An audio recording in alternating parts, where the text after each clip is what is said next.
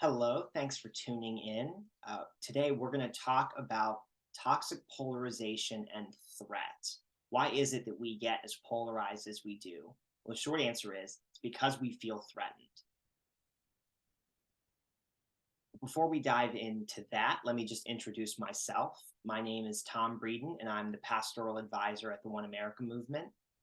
And the One America Movement is a nationwide nonprofit that works with faith communities across the country to address toxic polarization and heal the divisions in our communities so that we can build stronger communities and work together to solve some of the issues that we see in our world. And so, specifically, I work with evangelical Christians through the Matthew 5-9 Fellowship, which is a group that we put together to support Christian congregations. And that's because before I was working for the One America Movement, I was a pastor in a PCA church in Virginia, and I'm still a teaching elder in the Blue Ridge Presbytery.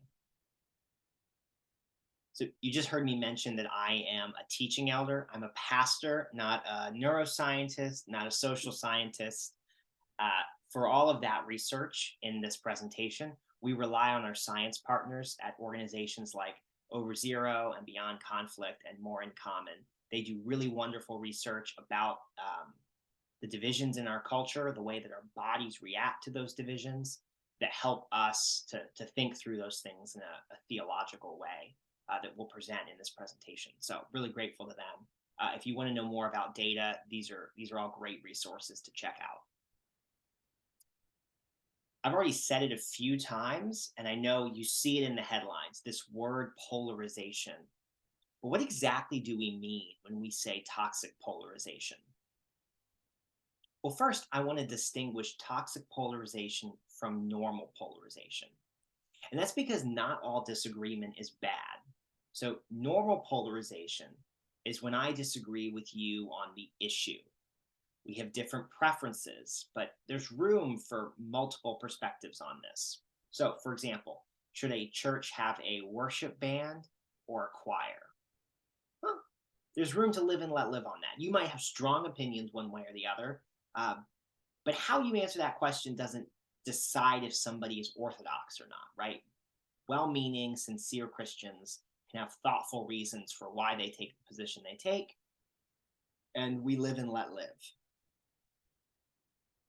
Toxic polarization is when the debate shifts from issue to identity.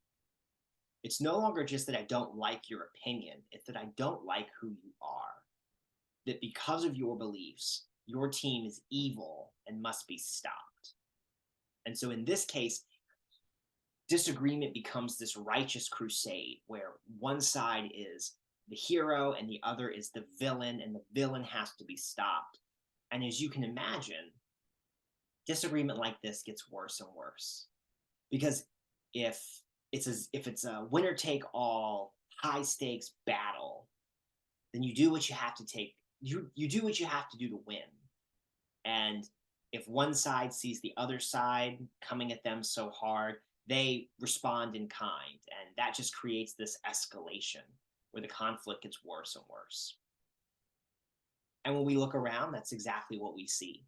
We see that toxic polarization creates this dangerous feedback loop where one side perceives the other to be extreme and even evil, and so doesn't want to collaborate with them, distances themselves, right? Because we don't work with the bad guys. But then without collaboration, without relationship, extreme voices become louder, and then people are less willing to collaborate. So if we think somebody on the other side of an issue is extreme, we don't want to collaborate with them. And then because we don't collaborate with them, we think they're more extreme. And then because we think they're more extreme, we don't want to collaborate with them. And so it creates this feedback loop. But this feedback loop is really more like a downward spiral. With each rotation, things get worse and worse and worse as we race to the bottom. And so this kind of polarization, this toxic division, creates what social scientists call a singular rigid identity. So let's think about identity for just a second. All of us are a basket full of different identities. For example, I often tell people that I am a lifelong Batman fan, and I'm also a Christian. Both of these things are true. Both of these things are identities, but they're not equally important identities, right? Some identities are more precious to us than others. There's some amount of money that you could pay me, and I would burn all of the Batman stuff that I own. But there's no amount of money you could ever pay me to burn my Bible. So we're a collection of identities.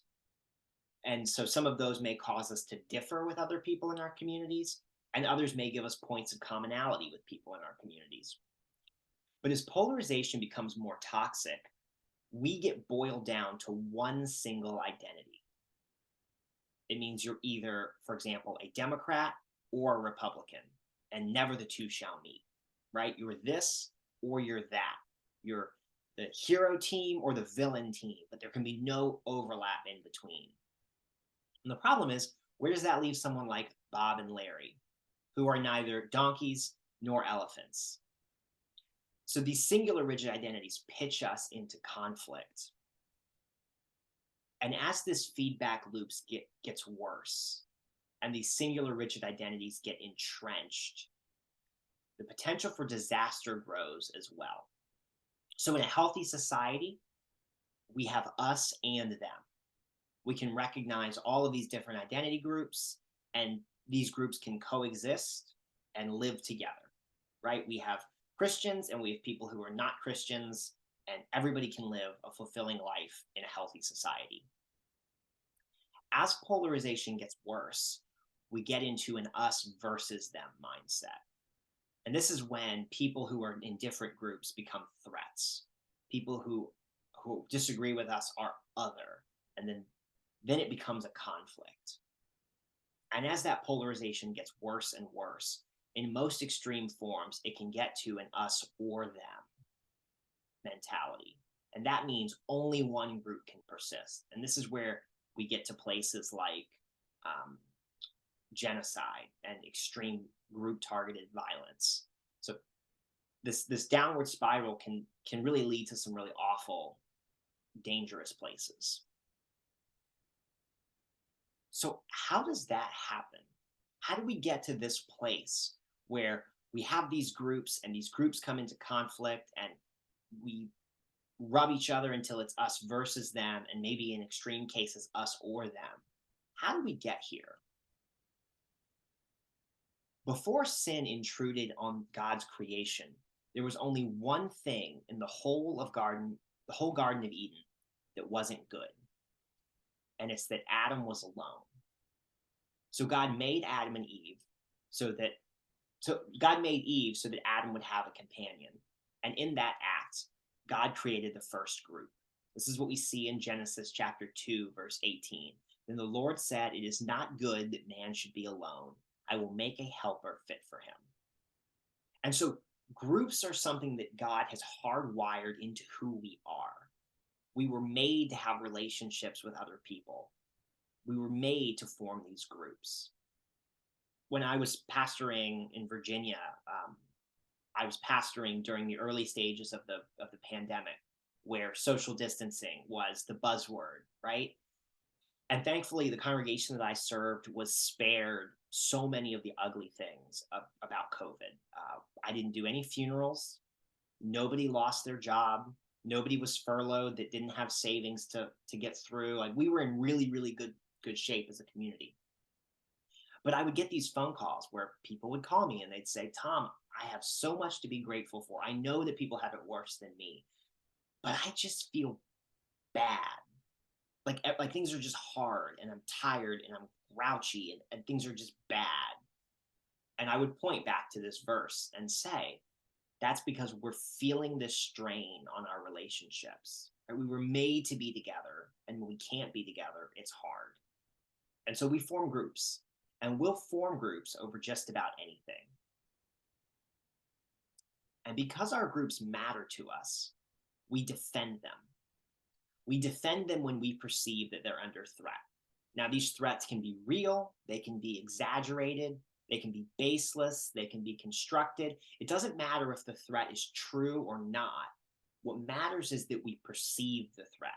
This is really important. We perceive that our group is under attack, and so we respond to defend our group.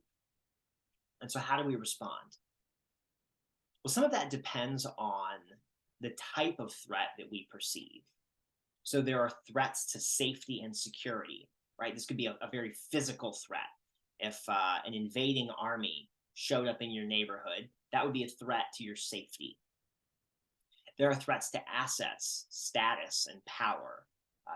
A lot of our political debates about economic policy come down to this, right? What's it going to do to affect someone's material livelihood? And then there's also threats to purity and of contamination.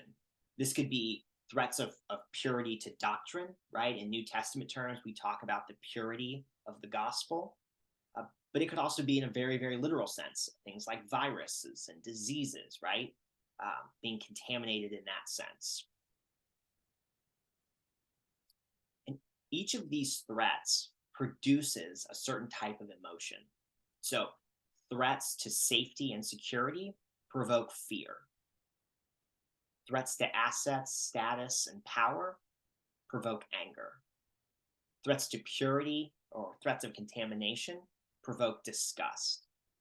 And these emotions are not bad things, right? These are emotions that God gave us to keep us alive. For example, let's think about disgust, because that's probably one of the less familiar ones. But if you see, say, roadkill as you're driving to work, and you go, oh, that's gross, your response is to get away from it, right? And by getting away from it, you're not going to get whatever diseases that might be carrying. If we didn't have that disgust, we might say we had curiosity, we might go and investigate and get sick. And so disgust in the right context actually keeps us safe. And anger and fear do the same thing, right? If we're afraid of a threat, we might flee from it, or we might fight against it. And so being able to protect ourselves from that kind of danger or protect our loved ones. And anger can do the same thing. Anger is a powerful emotion, right? We think about Jesus in the temple. As he saw the worship of God being perverted, he was moved to anger, and anger caused him to rise up and rectify the situation. And so in the right context, all of these emotions can be good things. But where they become dangerous is when we turn them on other people, right? When it no longer becomes the roadkill that's disgusting. It's a group of people that's disgusting. Or our anger is at a group of people because of their disagreement with us, and so we think we have to rise up and defeat them.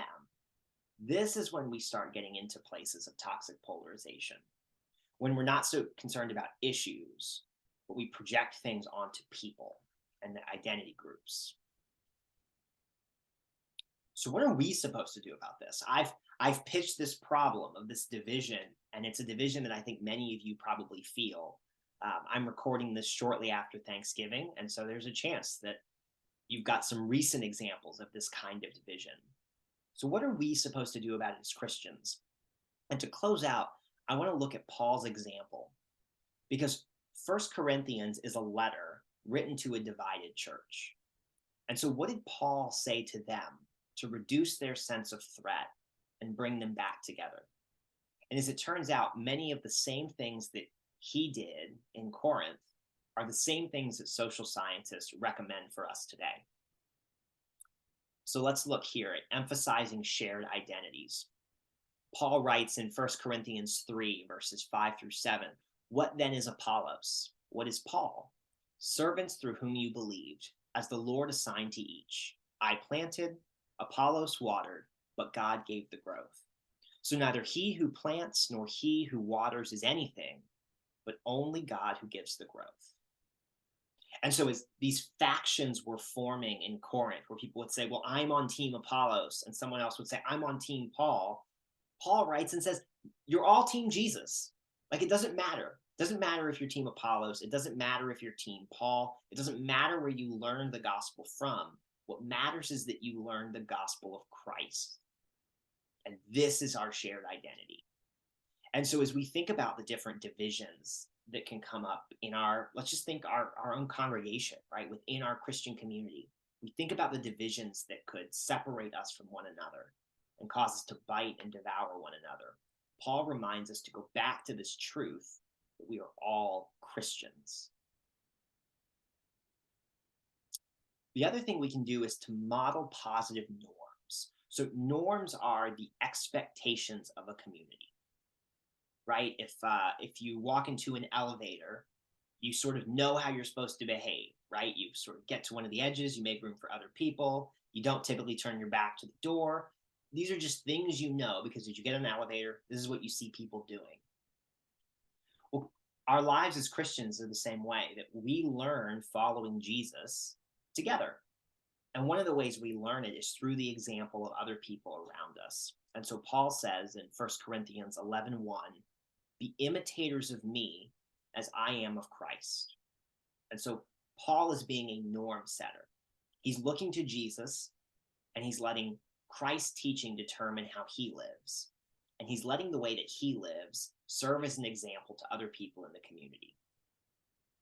And so we as Christians can do the same thing.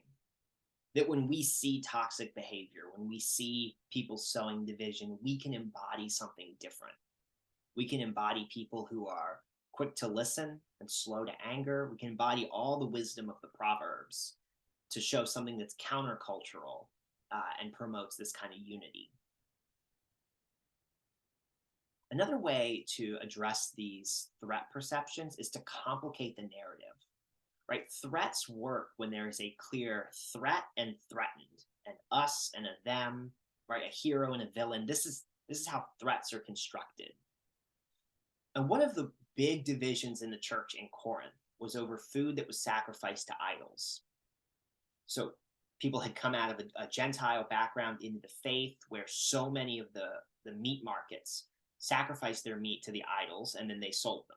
And so the question was, could Christians eat this meat, or was that false worship?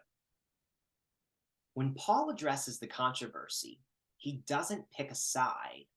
Instead, he complicates the situation with competing emotions. So on the one hand, he affirms the knowledge side, and he says, we know that an idol has no real existence and that there is no God but one. And so he says, you can't worship a God that doesn't exist. He affirms the knowledge side. But he introduces love as a competing emotion, as a competing factor with knowledge. And he writes, therefore, if food makes my brother stumble, I will never eat meat, lest I make my brother stumble. And so he's saying, yes, there is a true right or wrong way to think about the theology of these idols. And love will complicate the way that we live that out in practice. The question isn't as simple as one or the other. The reality requires both. And so as we think about so many of our divisions, it's easy to want to boil them down to black or white, somebody's right and somebody's wrong. But is there any way that you can make that more complicated? Is there any way that you can introduce complexity and say, well, there's this value on this other side that maybe we were quick to diminish, or maybe love requires us to do something nuanced and careful. How can you make it more than a simple us and them? And finally, we can reaffirm our shared values. Paul closes the letter of 1 Corinthians with what's probably, I would say, one of the most powerful passages about the resurrection of anywhere that we find in the New Testament.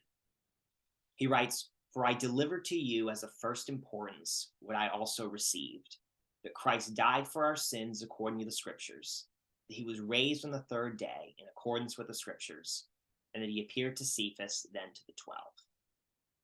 I don't think it's any mistake that some of Paul's most powerful writing about the resurrection comes at the end of a letter to a divided church. Because this is the crescendo. This is where it has all been leading. That Paul says, despite all of the other things that divide us, the church holds this most precious thing in common, and it's the gospel of Christ and the hope of the resurrection. And so the ultimate answer to our division is our shared hope in the life to come. That's how the church in Corinth was going to get through it, and that's how we're going to get through it as Christians in the 21st century. And so we reaffirm these shared values. We say these things again and again and again and again and again, right? We repeat them. Uh, One of my coworkers likes to say, we sing to the choir because even the choir needs practice, right? You know the centrality of the resurrection in the Christian life, and we're going to say it over and over again because this hope binds us together that all of the things that divide us now will ultimately fall away. And so we can persevere, we can bear with each other in patience because of this shared value of resurrection hope. And so as you think about the people that you disagree with, what are some of these values that you can hold in common?